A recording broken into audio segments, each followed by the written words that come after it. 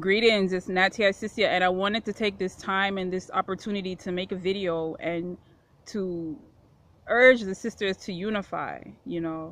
Um, I think in the conscious community, sometimes it can be hard to unify with other sisters because of, all the various different interests, platforms, roles, and positions that we play, in the upliftment of our people.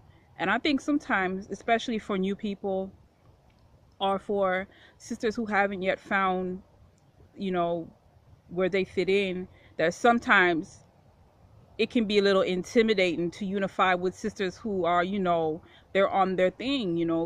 They know all the planetary positions, they know all the crystals, the chakras. They got the aromatherapy game down, the massages. They're rocking the natural hair, they got that on point. And they got their whole African garb, their whole closet, everything decked out. And of course, you got the whole knowledge, knowing your history and knowing, having knowledge of self. And that can be very intimidating for new sisters coming into the conscious community and into this awakening. And I think we're at a point now where it's even more important to unify with each other and to know how to unify with each other. Because I think with that, with what I just said, is that, with it being so intimidating for some sisters, it could lead to further disunity, right? Because if you have misconceptions of somebody, and if you have some type of fear, or if you are just not ready, you don't know what you're getting into, it can make you either shy away, it can make you have preconceived judgments about that person. And this could lead to bickering, backbiting, slander. It could lead to a whole onslaught of things that it's really not the case. It's really not the issue, where both sisters would have otherwise united and gotten along very well and been able to work and build upon each other's skills and talents.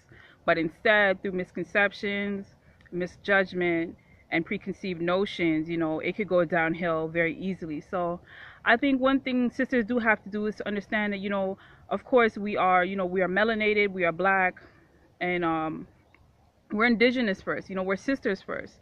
We have to keep that in mind, right? So all these other layers, all these other, titles and roles and position, all that comes after.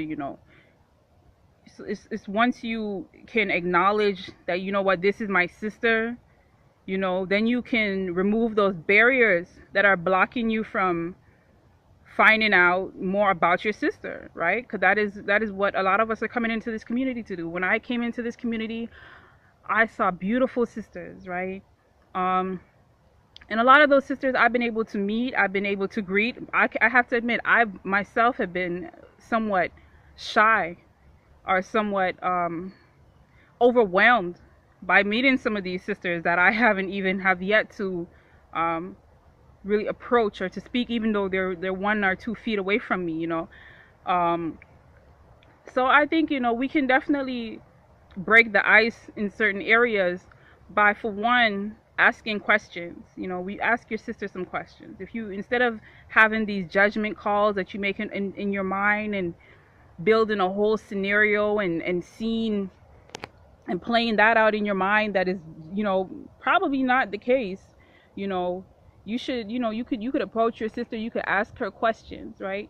And I'm sure more than likely you will get answers. I just had this thought just a few seconds ago. I was like, it's almost as though you have to date your sister, because if you're getting into a relationship with a man, that's the first thing you do, is you ask questions. You flirt, you ask questions, you do things together, right? You talk to each other, you try to get to know each other. So I think with sisters, understanding sisters is that we have to almost treat it as though we're dating, as though we are trying to hook up. And I'm definitely not promoting lesbianism, or I'm not suggesting that. What I'm saying is that we have to treat the sisters the way we treat brothers. I don't know why we don't do it. I don't know why, if a sister is trying to get with a brother, that she gives so much extra time to him. But with the sisters, it's just we expect it to be automatic. We expect it to be some type of, I guess, the same situation, love at first sight. But even still, it's still not the case, because we tend to give the brothers a little more leeway. We ask him questions. We try to find out what his favorite food is, what he likes, what he doesn't like. But with the sisters, if we are intimidated by her, or if she comes across not in the best mood on a given day, if she doesn't, she's not asking us questions and pursuing us and finding interest in us at the present moment, then we assume that this sister is my enemy, or that the sister is against us, or she doesn't like you, or that this is somebody that you should compete or be combative with, or somebody that you should speak ill of, or try to get others to not like, or take on a jealous role. Just the list can go on, and we can see how that can just turn into a very spiraling negative downhill cycle, right? But I think with this new approach, I think if you try it, I think if the sisters try this more, I think you'll see better results. Pretend you're dating the sister that you're trying to, the next sister you meet. It doesn't have to be somebody that you're really trying to get in with. It doesn't have to be somebody that you're trying to click up with. It's just, find a sister, ask her a question. What is that you're eating? What is your favorite food? How do you hair? And of course it could be chit chat. Of course we want deeper, more fulfilling experiences with one another, and more food for thought. But I think sometimes you have to taste test, right? Sometimes you have to find out through some simple chit chat, that I guess sisters like already. What is that lip gloss you're wearing? Some simple things, instead of creating these grand pictures, these grand conclusions about another sister who you've never met, who you've barely met. And another thing with that is, sometimes a lot of the sisters who we are acquainted with, we feel as though maybe because we've observed them on YouTube, or we've observed them in person, or we've simply observed them in any setting, that we know them. When just because you've observed somebody doesn't necessarily mean that you are really aware of what it is that person's intentions are, what it is her real thoughts are, her real drive, her real goals, and her ambition. And the only way to get around that is to seek understanding. So I hope that with this new approach, that a lot of sisters will be able to bridge the gap to real sisterhood and real unity, and really getting this thing going. Because we're definitely at a point where we're going to be needing to do it anyway. So instead of us having to wait till our backs are up against the wall, or up until we're forced into a room where with the sister who you probably have no clue about, but you've already had preconceived judgments and notions about, that we should at least get to know one another before that. We should take initiative, right? And just have pride in being who we are, and uniting. It's the point of us, like, unify or die. So if it's now or never, it's do or don't. I think that it will definitely help with some sisters in a lot of areas. Just get to know another sister. I think we should even it should be mandated, but I'm definitely not going to go that far. But instead of just doing things like this, which it just creates a whole unwelcome scenario for other new sisters coming in. Instead of doing that, create a more loving, create a more dynamic situation, right? Especially for the sisters who have been in this prior. It could be a beautiful thing. So ask your sister some questions. Don't just judge, don't just assume, don't just think who she is.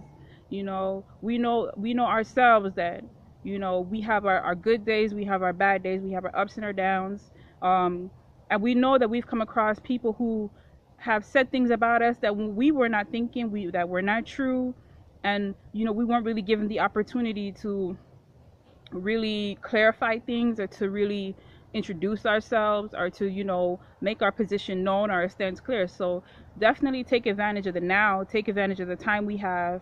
And a lot of the times as well, sometimes YouTube is the only way some of these sisters know who you are. So, you know, definitely if you're one of those sisters, use YouTube to really to continue to unite and build you know, that sisterly vibe, and definitely not to destroy one another, because I definitely can see how YouTube is being used to do some of that, you know, even though we tend to just get off into our own little thing. But instead of just getting off into our own little thing and further intimidating sisters and further you know, creating disunity by default of not being that open sisterly type of, you know, woman, that we should definitely use our platforms to create that that sisterly unity that we want. So try it, you know, seek understanding with the next sister you come across, that you meet. Find out something, compliment her, do something to, you know, definitely uplift each other, to uplift her, uplift yourself, to make sure that, you know, you're not creating enemies with somebody who you don't necessarily need to, right? So that's what I wanted to say today. If you have any questions for me, definitely feel free to ask me them. And of course, if I have questions, I will ask questions myself too. You know, I've started to do that a lot more, just through seeing how things are going, and I definitely don't want them to go in that direction any further. So that's what I wanted to say. We definitely need to unite, and there's plenty of reasons why. So I'm going to be going over them as the best I can. And let me know if you have any questions or comments in the description or the comment section. And look out for the other videos. Peace.